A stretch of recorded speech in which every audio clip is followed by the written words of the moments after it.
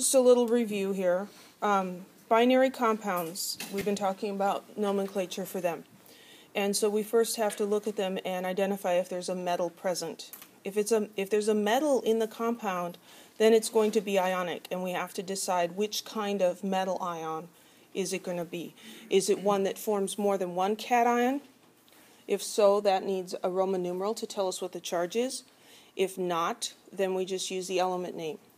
Remember, the ones that use the element names are groups 1, 2, 3, zinc, and silver. All the other metals fall into the type 2 category. If there's no metal, if we have two nonmetals, then we can just use those numerical prefixes to tell how many of each there are. So now we're going to go on and talk about some ionic compounds that contain more than two elements. So polyatomic ions. Poly is a prefix that means many. So these are many atom ions. So these are just several different atoms bonded together, and overall they have a charge. So these guys have special names, and they just need to be memorized. The good news for you guys is I'm going to give you the table for the exam. Okay? Because I think what's most important is that you learn how to use the polyatomic ions and not that you spend your brain power trying to memorize these funny things. So these are the common polyatomic ions. And if you're going on to take Chem 3A or Chem 1A, you're going to have to memorize most of these. I put a star next to the ones that are the most important. So ammonium ion, that's a special name. These are related to things, related to element names, but these are not element names from the periodic table. So ammonium is the only polyatomic cation that we're going to talk about. It's NH4 and has a +1 charge. All the rest of these have negative charges. So here's nitrate, NO3 minus, sulfate is SO4, 2 minus. And there's not a lot of explaining of why these are the way they are. It's just like, well, here it is. This is the formula, and this is what its name is. So you'll need to refer to this table a lot during this chapter and periodically through the rest of the semester. So there are some patterns in here, and I think it's helpful to look at the patterns. Oxyanions are the ones that contain oxygen. Oxyanions. So they're anions, and they have oxygen in them. Oxyanion. And there are little families of oxyanions. So we see that these ions here are all related. They all have one chlorine atom. They all have a -1 charge. And the only thing that's different about them is the number of oxygen atoms that are in the ion. So I used to make Chem 10 students memorize all these guys, and I don't do that anymore, so the slide still says memorize. And I think that's a great idea, but you don't absolutely have to.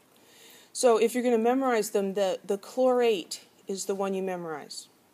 Chlor comes from chlorine, and the 8 tells us it's an oxyanion. So chlorate is ClO3 minus. And then the names of these others are based on the name of chlorate.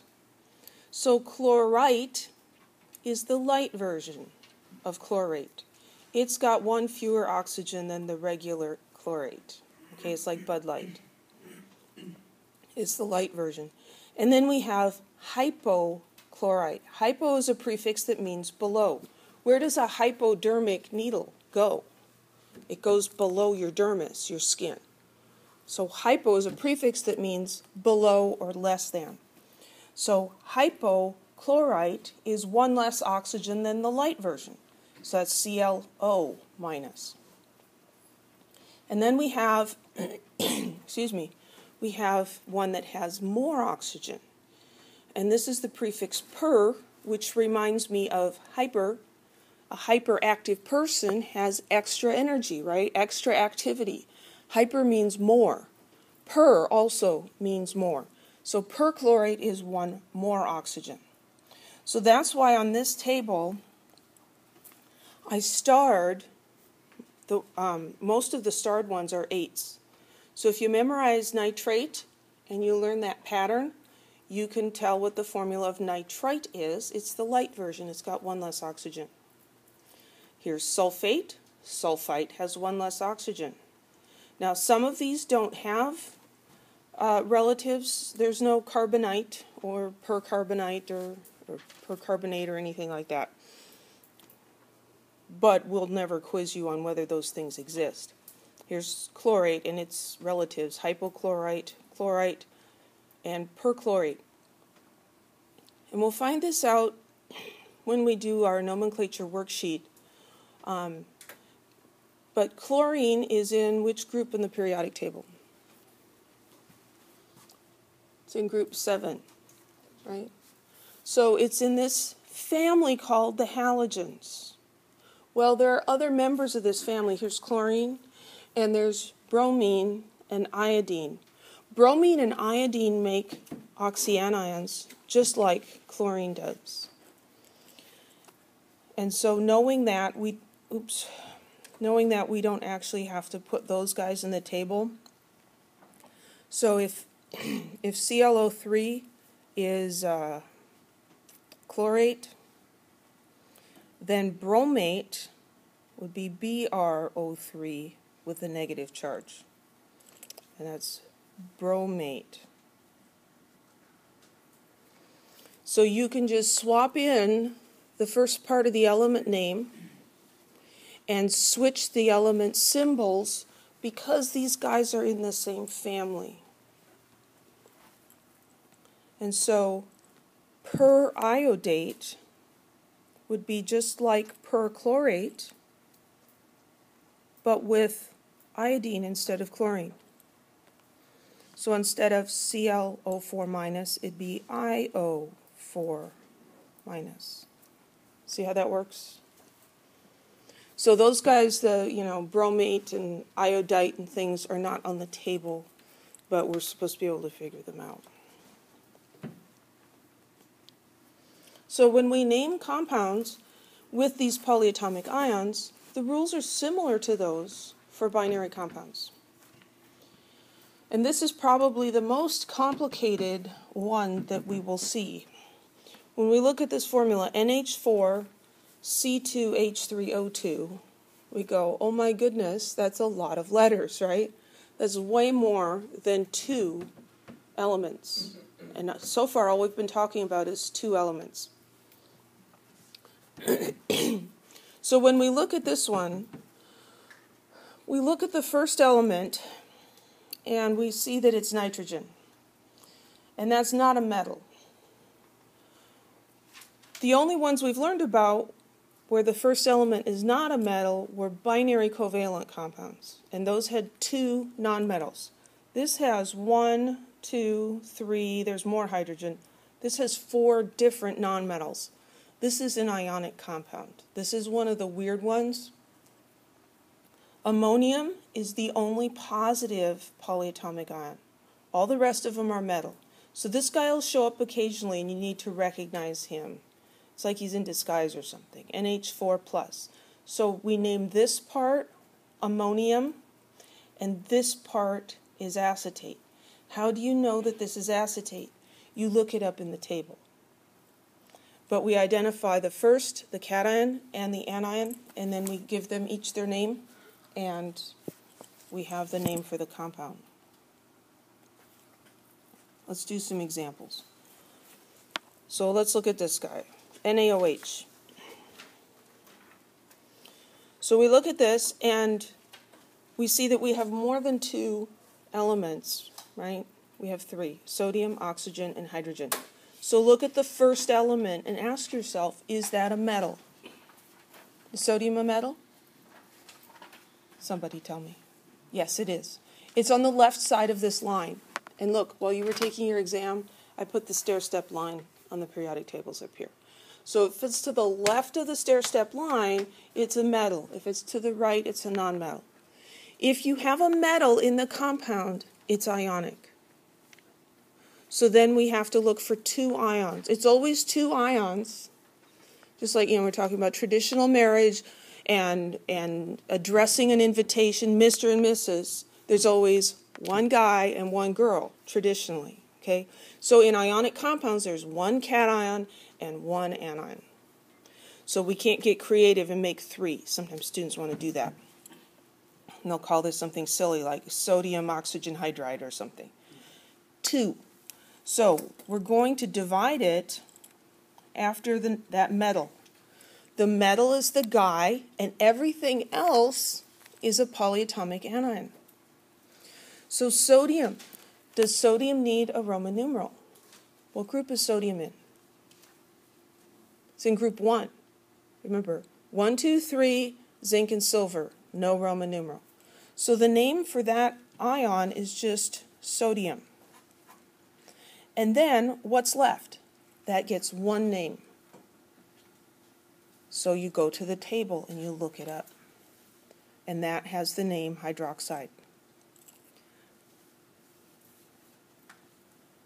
Okay, and I'm giving you the table, even on the exam, you have it for doing homework.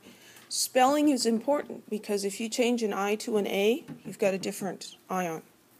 So all you have to do is copy the name down, copy carefully. Okay, let's look at this next one. Here we've got, again, 3 different elements. Look at the first one. Is it a metal? Yes, it is. So that is magnesium. Does magnesium need a Roman numeral? No, it's in group 2A. We know what the charge is from the periodic table, so we don't write a Roman numeral. And then this guy. Now, what do these parentheses mean? The parentheses just mean that there's more than one of that polyatomic ion. So it's a little bit like a bundle pack. If you buy a gaming system at Costco, you don't just get the game system, right? It comes with like 2 controllers and a game or 2 bundled together. Can you buy just part of it at Costco? No, you can't. They won't break it up. It's all shrink wrapped together. So these parentheses are a little bit like shrink wrap. And what's inside of them has to be together, and it has one name. And this on the outside just tells us we've got 2 bundle packs. Okay, so we look for the name of what's inside the parentheses. You go to the table of ions, and that is nitrate. Be careful with the endings there, ite and ate, and they're going to depend on that number 3. Any questions about that one? Yes? Why isn't it magnesium dinitrate? You're one of those people that likes those numeric prefixes, huh? Okay, because we only use those with nonmetals, the binary nonmetal compounds. Nonmetal. Only with the nonmetals. Because we don't need it here. Because we know that the charge on magnesium is Mg2+, and the charge on nitrate ion is 1-. So the charges tell us what the formula is. Something like ammonium nitrate? You can have ammonium nitrate, yeah. And you could have ammonium dinitrate? No, you couldn't. Because Because the charges would be wrong. Ammonium is NH4+, nitrate is NO3-, and so ammonium nitrate is one of each of these ions. You would have to have something really weird. Okay. Yeah, and you can't have a different ratio because the charges have to add up to 0. So ionic compounds are really very different than those other ones. The nonmetal compounds, 2 nonmetals, like with nitrogen and oxygen, I think there's 3 different compounds you can make with just nitrogen and oxygen. And we don't yet understand why that works out, but in this class, I mean, chemists really do understand, but it's way too much detail. You guys don't want to know about that yet. But here, the ions, the charges have to add up to 0. And the charges are always the same, and so the formulas are always going to be the same. So we don't put a dye in front of nitrate because we don't need to. It's a very good question. And students, almost all students, like those prefixes. It's like, well, just tell me and then I don't have to think about it, right? But we don't do that, so I'm sorry. Any other questions? Let's do the next one. So we look at this one and we ask ourselves, is that first element a metal? No. So then we may be tempted to start using prefixes and naming it as a binary covalent compound, one of those type 3 compounds. We can't do that though because there's more than 2 elements. There's 4 different elements: nitrogen, hydrogen, sulfur, and oxygen. So even though the first element is not a metal, this is an ion. There's just that one weirdo that you have to look out for, and that's ammonium. So there's the line between the first ion and the second ion. So this is ammonium. And SO4, you look it up in the table, sulfate.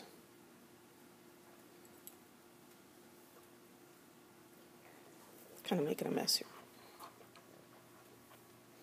We don't need it to be diammonium because the charges tell us. So I think just kind of the overall idea, I always look for reasons. Why is it like this? Why do the traffic lights switch the way they do? And I'm just always looking for why. Why do we name things like this? Well, I don't know this for a fact, but just my observations. It seems to be that we're naming things using the minimum number of words and letters and numbers.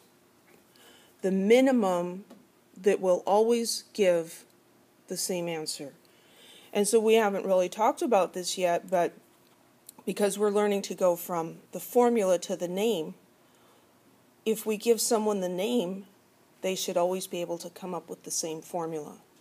But we're not going to throw in extra prefixes or Roman numerals or anything that are not needed. We're only going to put what's needed to get the right answer. And there's nothing else needed here because we know the charge on the ammonium ion, we know the charge on the sulfate ion, and so we don't need to specify anything like that, and we can figure out how to put them together. Let's do this one on the bottom here, FePO4. Always look at that first element, because here we've got 3 elements, right? The first element, is it a metal? Yeah, it is. So the metal is the one ion, everything else is the other ion. Only 2 ions. So Fe stands for iron. Does iron need a Roman numeral? Yes, it does. Because it's not in group 1, 2, 3, zinc or silver. Those are the ones that are predictable from the periodic table. The rest of them are not. So I know it needs a Roman numeral.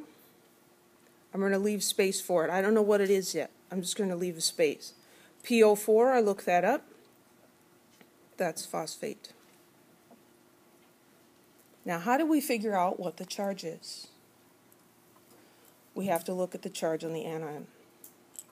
So, phosphate has a -3 charge. So we have 1 iron and 1 phosphate. The charge on the iron must be what? +3. Because these charges have to add up to 0. The positives and the negatives have to cancel out. They have to balance each other. We couldn't have Fe2+, because then overall it would have a -1 charge, and that's not how things work. So it must have a +3 charge, and we put the Roman numeral 3 in the parentheses, and that is iron 3 phosphate. Any questions?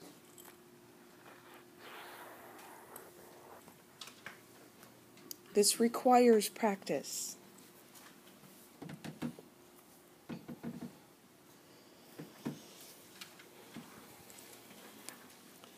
Okay, so here's another flow chart.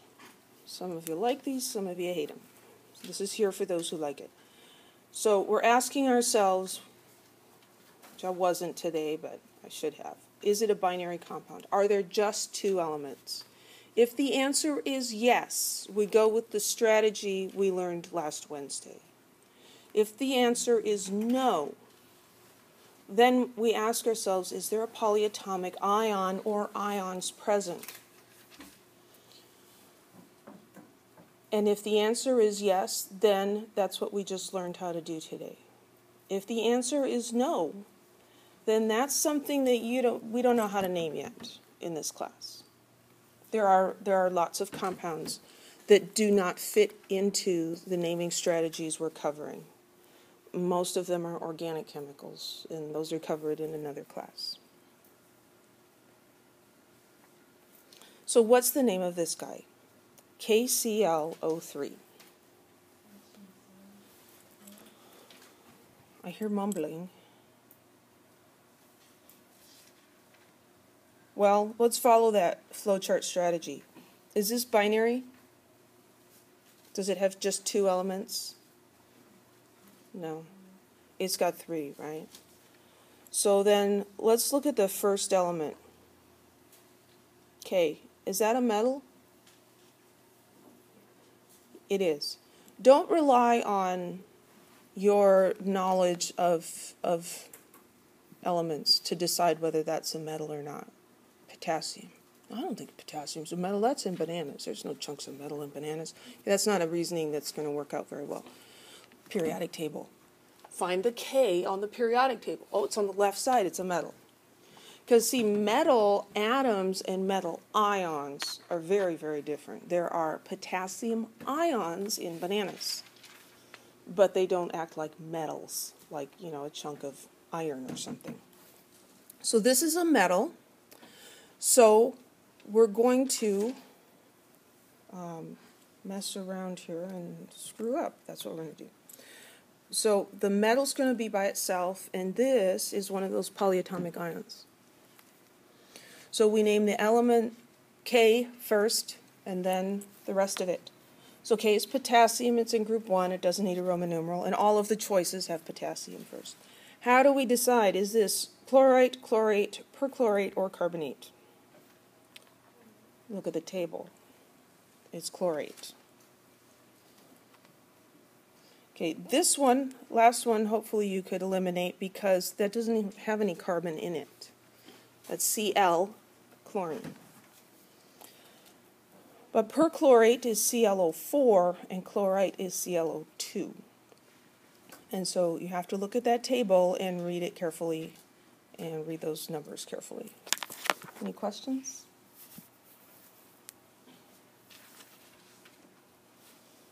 Okay, here's another one.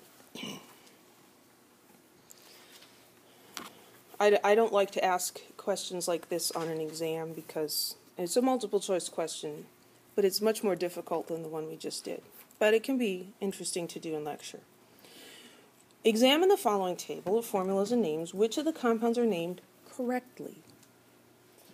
So what we should do is just look at them individually and identify correct or incorrect. Okay, so this first one, P2O5, they're giving us the name diphosphorus pentoxide. Well, this is a binary compound, right? 2 elements. This is a nonmetal, and that's a nonmetal. That's when we can use the prefixes. So then we have to double check, though. P, that is phosphorus, so that's good, and di means 2, so that's 2 phosphorus. O is oxygen. The name ending changes to oxide. And penta means 5, so diphosphorus pentoxide. That one's correct. So that one's correct. How about this one? ClO2. It's binary. 2 elements. First one's a nonmetal, second one's a nonmetal.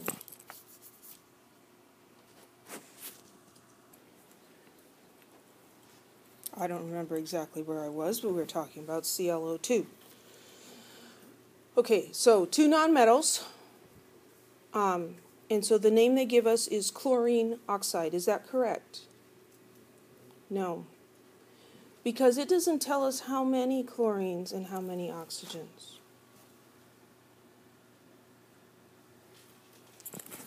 So that one's not right.